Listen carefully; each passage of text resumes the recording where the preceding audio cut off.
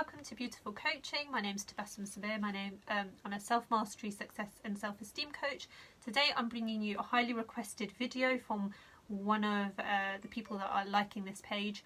And the question was, how do you know who is the right coach for you and how do you pick the right coach? So it was really interesting because I've been on both sides of the coin on this one. So I've been a client, and then as a result of being a client, I got into coaching myself. And one of the things that I find that is that I also only work with particular people. So I'm just going to be talking about a little bit what you should expect as a client and what a coach will expect from you and how you know who is the right person. So from my own experience and from talking to clients recently, there was definitely a significant number of people that were saying that they felt like the people that they had spoken to before had been in it for the money. So personally, I feel that's a really, really big red flag. I understand and I do believe that all coaches need to make money. I'm a coach myself, so I do need to make money and I need to make a living out of what I do. But really, when it comes to coaching and it comes to your client's ideal outcome, that's the key thing that you should really be looking for. Is this coach going to be able to get me to where I need to be?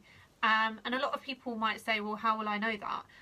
And the best way to find out is there's social proofing. So talking to people about or looking at their page for feedback and seeing what other success stories that they've actually shared. Social proofing is really, really good because it shows genuine feedback. It shows people that have had similar stories to maybe you. So I have been through my own experiences. That might be something that is also social proofing for you, for somebody who may want to work with me.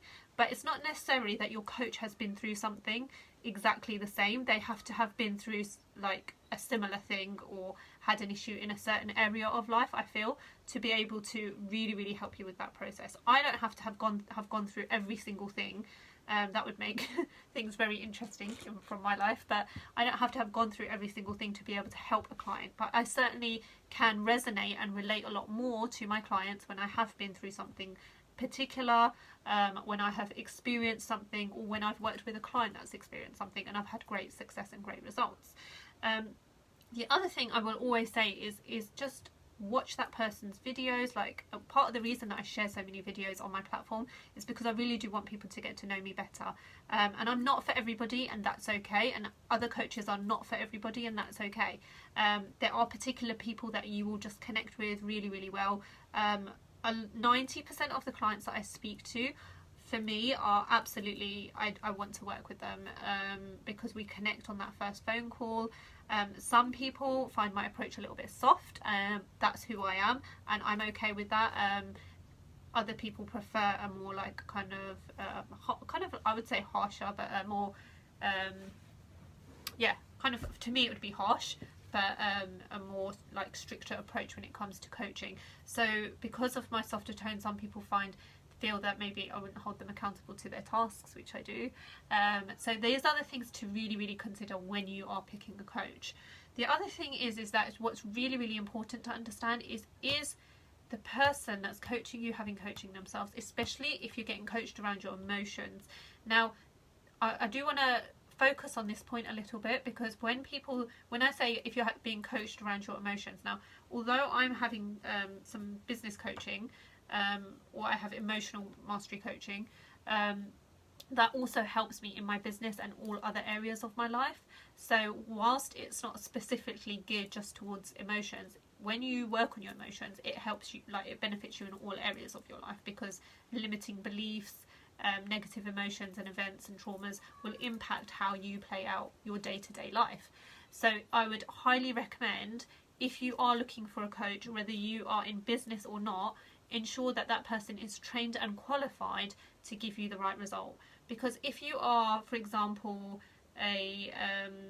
associating into a trauma, which most clients do in session, you need to have a qualified coach who's actually trained to deal with that kind of a situation. Otherwise, what you actually end up doing is actually strengthening the limiting belief or the negative emotion or the trauma response that people have to that kind of event. So what's really key is, are you with a coach who's fully trained, and are you with a coach who's also getting their filters cleared really regularly, which also you can only really do if with a proper qualified coach coach who's able to do that in certain things. So there's a lot of people that I know that guarantee money and guarantee results in certain ways. I'm not against that at all. I think that's fantastic, and I think that some people can definitely produce those results. But what you need to understand is that the coach is actually providing you a space to produce those results, okay? It's up to you as a client to commit to the process.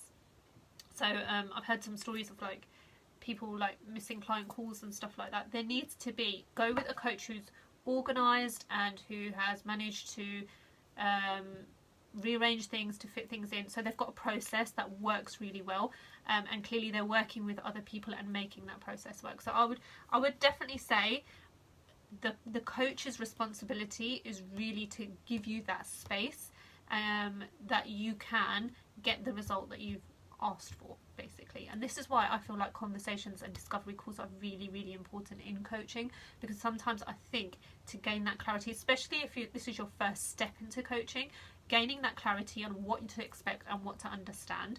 Looking back now, for me as a client, I personally don't think I took full advantage of the coaching process. When I work with my coach now, or any coach that I sign up to, I basically am very, very different to how I was in the beginning of the journey when I wasn't coaching myself, because I really do see those benefits. And if you're not a coach yourself, which as a client most of the time you're not, sometimes you don't see those benefits. So for example, you may think, oh, I can just leave a task for a week. Those tasks are really, really specific and set to help you gain the result that you've asked for in the beginning. So a lot of people have also questioned the cost of coaches. The cost of coaches is really, really based on not just the hour that they give you in your session. For some people they give more. It's about the result as opposed to the time. But they also do research before your session. They also task your emails. They do lots of research and reading after your session. They've invested in programs and coaching qualifications to get to this point. They've also had a lifetime of experience of having to deal with their own stuff, and then to bring that. So some people have questioned the cost of coaching.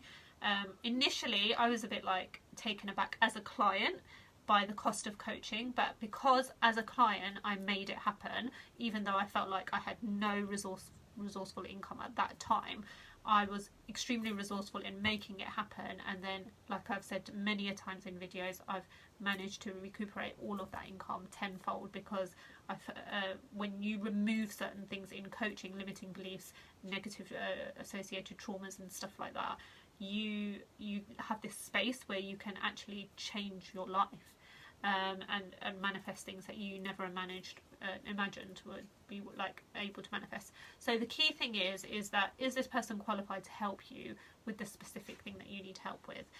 If it's a coach who, and there's a lot of life coaching certifications, but again, if it's something that has a lot of emotions around, which most things do, I would highly recommend that you get somebody who's qualified in some sort of emotional mastery coaching, because that's probably the best type of coaching to start off with. Even if you're like looking at flourishing in a business, really, really look at the emotions. When I have emotional coaching, my business just like flies so much as a result of having that coaching. So it's really, really key to understand how the two things are related. There's a lot of people who social proof. There's recommendations. I mean, I do encourage that, because a lot of my clients come through word of mouth. What I will say is what works for you may not necessarily work for the other person that you're recommending, and vice versa. So just when somebody does recommend you, check that person out yourself, have a conversation with them. Be really open. As coaches, we receive a lot of questions, we receive a lot of objections, and that's absolutely fine, because we're here to actually help you and understand the process. We've been through the process so many times with clients that it's very simple for us, but when you've been in it a little while, sometimes you can forget how the process goes for people that have never been in it. So when I first started coaching as a client, when I first started having coaching, I was very much like, I've tried everything, how is this any different to what what works? The specific thing that was so different about the coaching that I had after that really changed things for me was because it was based around emotions. And although I had all these big goals of like holidays and things that I wanted, and getting a house, and all these other things, setting up a business, I've managed to achieve 90% of those goals just from dealing with emotional coaching and not really having much business coaching. So it's really, really interesting. When you continuously invest in courses, what you're doing is just adding information, as opposed to going deep and in depth with what actually needs to be dealt with your regards to your limiting beliefs. Your limiting beliefs is really, really interesting because it will play out in so many areas of your life that you don't even realise. Even today, like, I find things that play out in my life that I'm not even aware of in different ways. So I've had like breakthroughs in different areas of my life, and it's been so impactful. So I really, really am an advocate of emotional mastery coaching, and the reason is just because I've been through that process myself. I've set up a business in the process of having emotional mastery coaching, so I personally think that's the most beneficial to begin with. Once you've dealt with that sort of stuff, by all means invest in other things that will really, really help push your business forward, if that's something that you're looking at doing, and investing in business coaching. A great coach will perhaps have both, and will be able to help you with the emotional side and the business side as well. But if you have any questions on this, I will be happy to answer them. It's a very general video, and I just wanted to share my insight with people because, like I said, I've been on both sides of the coin, and I'm quite happy with my journey. I know that I was investing in a lot of stuff that didn't actually serve the purpose, because I was one of these people that felt like I would always have to spend money on courses to achieve anything, actually, until I dealt with the emotional side of things, which is when I really, really started to see great results, because I had all this wealth of knowledge, but because of all the emotions that were holding me back, and the limiting beliefs and the negative stuff that was holding me back, I couldn't actually do anything with it. So definitely consider that before you invest in something. Give me a shout if you have, if this video has helped. Give me a shout if this has resonated with you, and of course, if you need to reach out and ask any questions, please do so. I'm happy to answer anything. Yeah, thank you so much for watching, and she'll speak to you soon. Take care, bye.